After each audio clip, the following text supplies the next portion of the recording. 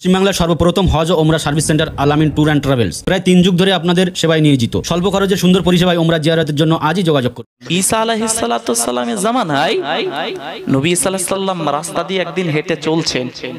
চলতে চলতে দেখলেন একটা কবরকে কেন্দ্র করে একজন যুবক বসে রয়েছে এবং কবরকে জড়িয়ে ধরে হাওমাও করে কাঁদছে। আল্লাহর বান্দা অবাক হয়ে যাবেন। ও মুসলমান ঘরের সন্তান, নবী ঈসা আলাইহিস সালাতু ওয়াসসালাম ওই যুবককে ডাক মেরে বললেন, ও যুবক, তোমার ক্রন্দনের কারণটা কি? বোঝা তো যাচ্ছে না। তোমার এখানে কোনো পরিবারের মানুষ নাই, তবে তুমি কেন ক্রন্দন করছো? ব্যাপারটা তো বুঝতে পারছি না। কবরটাকে জড়িয়ে ধরে ক্রন্দন করছো, এই জায়গায় তো তোমার কেউ নেই, আত্মীয় স্বজন কেউ নেই, ক্রন্দন করছো কেন? বা এইভাবে এমন ভাবে ক্রন্দন করছো যে তোমার বিশাল কিছু ক্ষতিগ্রস্ত হয়ে গেছে। কি জন্য ক্রন্দন করছো একটুখানি বলো না। ক্রন্দনের কারণ অন্য কিছু নয়। পৃথিবীতে আমি একজন নারীকে চুজ করেছিলাম, একটা নারীকে, যে নারীর কারণে আমি পৃথিবীতে সুন্দর স্বচ্ছলতার জন্য, স্বচ্ছলতার অবস্থায় আমি জীবন যাপন করতাম। আমার জীবনটা এত সুন্দরভাবে চলছিল এবং এত সুন্দর রমণী এ সমাজে, এ যুগে এত সুন্দর চরিত্রের মহিলা আমি আর কোনোদিন দেখিনি বা আমি আর পাবো বলে আশা করি না। তাই আমার স্ত্রী মারা গেছে, আমার পরিবারের সবাই চলে গেছে এখান থেকে, কিন্তু আমি আমার স্ত্রীর ভালোবাসা ছেড়ে এই কবর থেকে উঠতে পারছি না। কবর থেকে আমি উঠে চলে যেতে পারছি না। আল্লাহর বান্দা অবাক হয়ে যাবেন। ও মুসলমান ঘরের সন্তান, ও আল্লাহর বান্দা, ও মুসলমান ঘরের সন্তান, কান খুলে বাবু শুনে রাখুন। নবী ঈসা আলাইহিস সালাতু ওয়াসসালাম ওই যুবককে ডাক মেরে বললেন, ও যুবক, তোমাকে দুটো শর্ত দেব। ওই শর্ত অনুযায়ী যদি জীবন যাপন করতে পারো, নিশ্চিতভাবে আমি আল্লাহ পাকের দরবারে দোয়া করব এবং তোমার স্ত্রীকে বাঁচানোর চেষ্টা করব। ও মুসলমান ঘরের সন্তান, ও আল্লাহর বান্দা, নবী ঈসা আলাইহিস সালাতু ওয়াসসালাম যুবককে বলল, না না না, কোনদিন আল্লাহর নারাজি কথা আল্লাহর অসন্তুষ্ট করে পৃথিবীর জমিনে বাঁচা যাবে না, পৃথিবীর জমিনে বিচারণ করা যাবে না। ও মুসলমান ঘরের সন্তান, ও আল্লাহর বান্দা, আল্লাহ পাকের ইবাদত ঘোষণা করতে হবে। এই কথাটা নবী আলাইহিস সালাতু ওয়াসসালাম যুবককে যখন বলল, আর যুবকের কান্না দেখে নবী ঈসা আলাইহিস সালাম এর মনে দয়া হয়ে গেল। আল্লাহ পাকের নবী ঈসা আলাইহিস সালাম তার হাতের লাঠিটা দিয়ে ওই কবরের উপরে আঘাত করে বললেন, বিইজনিল্লাহ, ও কবরবাসী, আল্লাহর হুকুমে দাঁড়িয়ে যাও। দেরি হলো না, দেরি হলো না। ওই মহিলাটা জীবিত হয়ে আল্লাহর নবী ঈসা আলাইহিস সালাতু ওয়াসসালামের সম্মুখে দাঁড়িয়ে গেল। আল্লাহর বান্দা নবী ঈসা আলাইহিস সালাতু ওয়াসসালাম যুবককে ডাক মেরে বললেন, ও যুবক, তুমি কি এই মহিলাটার জন্য ক্রন্দন করছিলে? এটাই কি তোমার প্রকৃত স্ত্রী? উনি বললেন, হ্যাঁ, এটাই আমার প্রকৃত স্ত্রী। আমার স্ত্রী তথা মহিলাকে নবী ঈসা আলাইহিস সালাম জিজ্ঞাসা করলেন, ও আল্লাহর বান্দি, তোমার স্বামীকে তুমি কি ভালোবাসো? তোমার স্বামীকে তুমি মহব্বত করো? আর এটাই কি তোমার প্রকৃত স্বামী? ওই স্ত্রীটা বলল, ও নবী ঈসা আলাইহিস সালাতু ওয়াসসালাম, আপনি আমাকে জীবিত করেছেন, নিশ্চিতভাবে মনে রাখুন, এটাই আমার প্রকৃত স্বামী।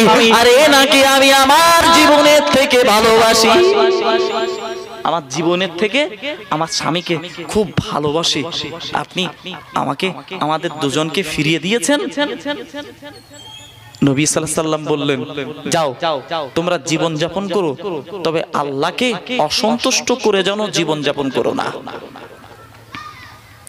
এই যুবক আর মহিলাটা রাস্তা দিয়ে চলছেন। চলতে চলতে চলতে চলতে বেশ অনেকটা রাস্তা অতিক্রম করে ফেলেছে। এরপরে কয়েকটা দিন ধরে যুবক ক্রন্দন করছিল ওই কবরকে ধরে। তাই যুবক অত্যন্ত ক্লান্ত হয়ে পড়ল। তাই স্ত্রীকে ডাক মেরে বললেন, ওগো স্ত্রী, আমার অত্যন্ত ক্লান্ত, আমার শরীরটা অত্যন্ত ক্লান্ত।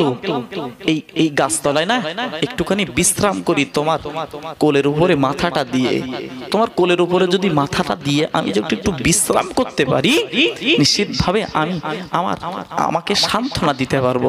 কারণ তোমার জন্যই তো আমি ক্রন্দন করছিলাম, তাই তো নবী ঈসা আলাইহিস সালাম আমার ক্রন্দন দেখে তোমাকে বাঁচিয়ে দিয়েছে, তো আমি একটু বিশ্রাম করি। আল্লাহর বান্দা অবাক হয়ে যাবেন বাবু, ও মুসলমান ঘরের সন্তান, কান খুলে বাবু শুনে রাখো, আল্লাহ পাকের নবী ঈসা আলাইহিস সালামের কাছ থেকে বিদায় নিয়ে ওই যুবক আর ওই যুবতী গাছ তলায় বসে গেল। এক পর্যায়ে দেখতে পাওয়া গেল ওই যুবতীর কোলের উপরে আল্লাহ পাকের বান্দা মাথাটা দিয়ে ঘুমিয়ে পড়লেন।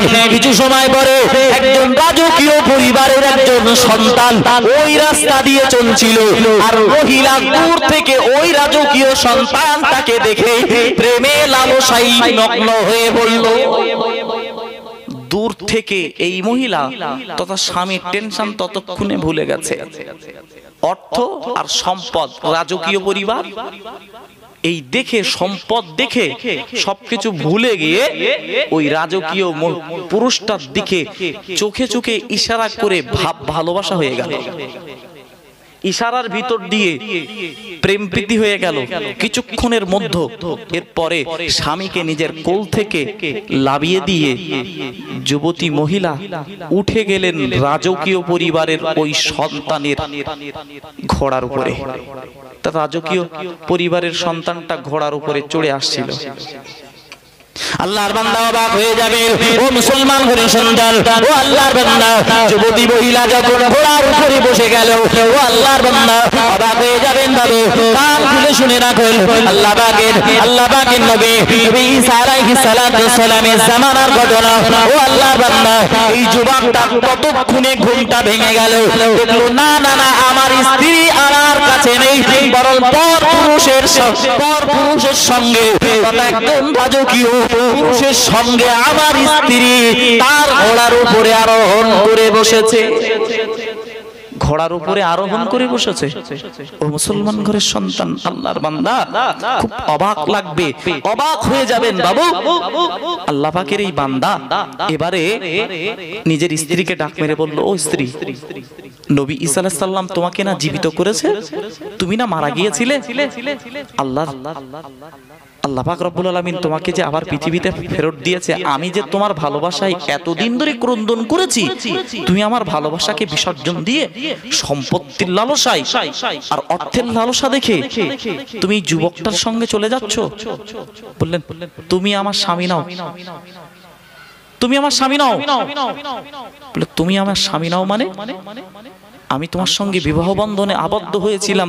নবী ঈসা আলাইহিস সালাম কবরে আমাকে জিজ্ঞাসা করলো, এটা কি তোমার স্ত্রী? আবার তোমাকে জিজ্ঞাসা করেছিল, এটা কি তোমার স্বামী? তো বলল, তুমি বলেছিলে হ্যাঁ। আমি বললাম হ্যাঁ, কিন্তু এক্ষুনি তুমি যে চড়ে বসলে। আল্লাহর বান্দা অবাক হয়ে যাবেন, যুবতী মহিলাটা স্বামীকে লক্ষ্য করে বলল, ও মিথ্যুক, না না না, আমি কোনোদিন তোমার স্ত্রী রূপে ছিলাম না, আমি কোনোদিন তোমার স্ত্রী রূপে ছিলাম না। আল্লাহর বান্দা তথা যুবক আমার স্ত্রীকে ডাক মেরে বলল, ও আমার স্ত্রী, না না, তুমি কেন মিথ্যা কথা বলছো? আল্লাহর দরবারে তো তোমাকে ধরা পড়তে হবে।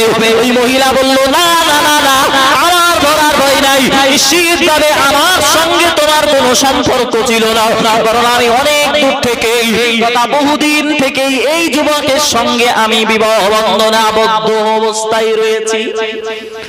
এই যুবকের সঙ্গে আমি অনেক দিন ধরেই বিবাহ বন্ধনে আবদ্ধ রয়েছে। আল্লাহর বান্দা অবাক হয়ে যাবে, ও মুসলমানদের সন্তান, ও আল্লাহর বান্দা, দুইজনের ভিতরে কথোপকথন হচ্ছে, কথা কাটাকাটি হচ্ছে। কথা ওই যুবক রাজকীয় পরিবারের ওই যুবকটা এই যুবকটা লক্ষ্য করে বলল, না না না, ইনি তো আমার স্ত্রী, তোমার স্ত্রী হতে পারে না, তোমার স্ত্রী কোনোদিন হতে পারে না। আমরা বহুদিন আগে ধরেই বিবাহ বন্ধনে আবদ্ধ হয়েছিলাম। আজকে তুমি কিভাবে বলো এটা তোমার স্ত্রী? না না না, এটা তোমার স্ত্রী নয়, বড় এটা আমার স্ত্রী। ও মুসলমান ঘরের সন্তান, এই তর্ক বিতর্ক হতে হতে ইতিমধ্যে আল্লাহর নবী ঈসা আলাইহিস সালাম ওই জায়গায় হাজির হয়ে গেলেন। আল্লাহ পাকের নবী ঈসা আলাইহিস সালাম বিষয়টাকে সবগুলো দেখলেন, সব কিছুকে শুনলেন এবং যুবককে ডাক মেরে বললেন, ও যুবক, এটা তো তোমার স্ত্রী নয়, ও যুবক, এটা তো তোমার স্ত্রী নয়, বরং প্রকৃত তোমার স্বামী হলো এটাই। কারণ তোমার স্বামী তো তোমার কবরে গিয়ে ক্রন্দন করছিল। আর আমি নবী ঈসা আলাইহিস সালাতু সালাম তোমার স্বামীর ক্রন্দন সহ্য না করতে পেরে আমি আল্লাহর কাছে দোয়া করলাম এবং বললাম, কুম বিইজনিল্লাহ, আল্লাহর হুকুমে দাঁড়িয়ে যাও। এ যুবক, এ যুবতী মহিলা, তুমি আল্লাহর হুকুমে জীবিত হয়েছো, এখন তুমি কেন মিথ্যার আশ্রয় নিচ্ছ? তুমি কেন মিথ্যার আশ্রয় নিচ্ছ? যুবতী মহিলাটা বলল, আপনি একজন নবী হিসাবে এত বড় মিথ্যুক? নাউজুবিল্লাহ বলেন, আর একটু জোরে বলেন নাউজুবিল্লাহ। আপনি একজন নবী হিসাবে এত বড় মিথ্যুক? যুবতী মহিলাটা বলল, আমরা বহুদিন ধরে আমরা স্বামী স্ত্রী, বহুদিন ধরে স্বামী স্ত্রী, আর আজকে তুমি এই মহিলা এই যুবকটার সঙ্গে আমার স্বামী স্ত্রী বলছো? নবী মুসা আলাইহিস সালাম বারবার জিজ্ঞাসা করলেন, কিন্তু না না না, আল্লাহর বান্দা অবাক হয়ে যাবেন, এই যুবক অস্বীকার করে বসলো, তথা এই রাজকীয় পরিবারের এই ছেলেটা অস্বীকার করলো এবং যুবতী মহিলাটাও অস্বীকার করলো। নবী সাল্লাল্লাহু আলাইহি সাল্লাম আর থাকতে পারলেন না, আল্লাহর দরবারে দোয়া করলেন, আল্লাহ, এই মহিলাটা যেমন অবস্থায় ছিল তেমন অবস্থায় তুমি ফেরত দিয়ে দাও। সঙ্গে সঙ্গে মারা গেল, ইন্তেকাল হয়ে গেল। যুবকটা তথা প্রকৃত স্বামীটা আবার ক্রন্দন শুরু করলো, আর এই রাজকীয় পরিবারের যুবকটা চলে গেল। আল্লাহর বান্দা অবাক হয়ে যাবেন, যুবক আবার ক্রন্দন করতে শুরু করলো, ও রব্বুল আলামিন, আল্লাহ, আপনি আমার স্ত্রীকে ফেরত দিয়েছিলেন, কিন্তু না না না, আমার স্ত্রী অন্যের সঙ্গে চলে যাচ্ছিল, আবার এই মহিলা তথা আমার স্ত্রী আবার পৃথিবীর জমিন থেকে চলে গেছে। না না, এমন স্ত্রী আমি কোনোদিন পাবো না, এত সতী, এত সুন্দর স্ত্রী, এত সৎ চরিত্রের স্ত্রী আমি কোনোদিন পাবো না, কোনোদিন পাবো না। ও মুসলমানদের সন্তান, নবী ঈসা আলাইহিস সালাম এবার ওই যুবকের মাথায় হাত বুলিয়ে বললেন, যুবককে ডাক মেরে বললেন, ও যুবক, পৃথিবীর জমিনে তুমি মহিলার জন্য, তুমি সম্পদের জন্য, তুমি মহিলার জন্য ভালোবাসার কারণে না না, যিনি তোমাকে প্রকৃত সৃষ্টিকর্তা ওই স্রষ্টাকে তুমি ভুলে গেলে, যে স্রষ্টাকে তুমি ভুলে গেলে, তথা পৃথিবীর জমিনে তুমি স্ত্রীকে ভালোবেসেছো, স্ত্রী তোমাকে ফাঁকি দিয়েছে, আর যে রব তোমাকে সুন্দরভাবে সাজিয়েছে, তোমাকে সুন্দরভাবে পাঠিয়েছে, ও যুবক মনে রাখো, যে রব তোমার স্ত্রীটাকে সুন্দর অবয়বে সৃজন করেছিল, ওই রবকে তুমি সন্তুষ্ট করতে পারলে আল্লাহ পাক রব্বুল আলামিন তো কঠিন কিয়ামতের দিন আল্লাহ তোমাকে জান্নাত দিয়ে তথা জান্নাতের বাসিন্দা বানিয়ে মহান আল্লাহ পাক রব্বুল আলামিন তো তোমাকে আরো সুন্দর নারী উপহার দিতে পারে। জোরে বলুন, আর একটু চিল্লা হবে না? পৃথিবীর নারী তুমি মহব্বত করছো, ওই নারীকেও তো আল্লাহ বানিয়েছে, তুমি সেই প্রকৃত স্রষ্টাকে ভুলে গিয়ে তুমি সৃষ্টির উপরে তথা আল্লাহ সৃষ্টির ভালোবাসায় তুমি নিজেকে নিমজ্জিত করে ফেলেছো। প্রকৃত স্রষ্টাকে ভালোবাসলে তোমার তো আরো ভালো কিছু পেতে পারতে। তোমার স্ত্রী এত ভালোবাসার পরেও তোমার স্ত্রী যখন ধোঁকা দিতে পারে, তোমার রব তো তোমার সঙ্গে ধোঁকা দেবে না। আল্লাহর বান্দা বাক হয়ে যাবে, যুবক ভুল বুঝতে পারলো, না না না, এই পৃথিবীর জমিনে আমি যত কিছু করেছি আমার স্ত্রীর জন্য, না না, এটা প্রকৃত পক্ষে আমার ভুল হয়েছে। না না না, আমার স্ত্রী আমাকে যখন ভালোবাসে না, নিশ্চিতভাবে আমার স্ত্রীকে যিনি সৃজন করেছে, যে স্রষ্টা আমাকে সৃজন করেছে, যে স্রষ্টা আকাশ সৃষ্টি করেছে, জমিন সৃষ্টি করেছে, পাহাড় সৃষ্টি করেছে, পর্বত সৃষ্টি করেছে, আল্লাহ যে রব সৃষ্টি করেছে, মাবুদ সৃজন করেছে, ওই রবের সন্তুষ্ট যদি আমি করতে পারি, নিশ্চিতভাবে আমিও আল্লাহ দরবারে মকবুল হয়ে যাব। জোরে বলুন, সব কিছুকে বাবু একটু থামাতে হবে, কি সর্বনাশ। এ যুবক,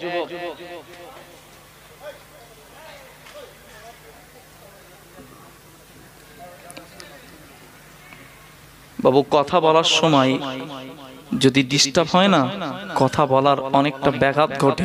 আপনাকে যেটা বোঝাবো সেটাও ব্রেন থেকে হয়তো আউট হয়ে যেতে পারে। আমার কমিটি ভাইদেরকে আমি আবেদন করছি, আপনারা একটু এই বাচ্চাদেরকে সামলান। এত দৌড়াদৌড়ি করছে, আওয়াজ করছে খুব।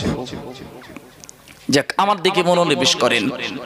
পৃথিবীর জমিনে যারা আল্লাহর হয়ে যাবে, আল্লাহ তাদের হয়ে যাবে। এই যুবক ভুল বুঝতে পেরে পার্থিব জগতের ভালোবাসার তুলনায় আল্লাহর ভালোবাসাটা প্রকৃত ভালোবাসা বুঝতে পেরে যখন আল্লাহর পথের প্রতীক হয়ে গেল, যুবক বললেন আমাকে আর কোনোদিন পাওয়া যাবে না। নবী ঈসা আলাইহিস সালাম, আজকে থেকে আমি চলে গেলাম আল্লাহর সন্তুষ্টির জন্য। জোরে বলুন, আরেকটু জোরে বলুন সুবহানাল্লাহ। আমার পক্ষ থেকে আপনাদের জন্য রয়েছে এক ব্যতিক্রমধর্মী উপহার, এক নজরে কুরআন। এই বইতে আমরা তুলে ধরেছি পবিত্র কুরআনের ১১৪টি সূরার সারমর্ম ও মূল নির্যাস, একদম সংক্ষেপে এবং অত্যন্ত সহজবদ্ধ ভাষায়। আমার জানা মতে বাংলা ভাষায় এ ধরনের কাজেই প্রথম। যদিও আরবিতে অনেক বই পাওয়া যায়, ইংরেজিতেও কিছু প্রচেষ্টা চোখে পড়েছে, কিন্তু বাংলা ভাষায় এত চমৎকারভাবে সূরাগুলোর সারাংশ তুলে ধরার চেষ্টা করে জানা নেই। এই বইটি মাত্র 5টি পৃষ্ঠার মধ্যে সাজানো হয়েছে, কিন্তু এই স্বল্প পরিসরে আপনি জানতে পারবেন সেন্ট্রাল থিম কি, প্রধান বিষয়বস্তু কি কি আলোচিত হয়েছে, প্রতিটি সূরার মূল শিক্ষা বা শিক্ষা উপসংহার কি। সবকিছুই সাজানো হয়েছে এত সহজভাবে যাতে যে কোনো পাঠক অল্প সময়ে সূরার অন্তর্নিহিত বার্তা বুঝে নিতে পারেন। সুযোগ পেলে অবশ্যই বইটি সংগ্রহ করুন। এটি আপনার কুরআন বোঝার যাত্রায় হবে একটি মূল্যবান সঙ্গী।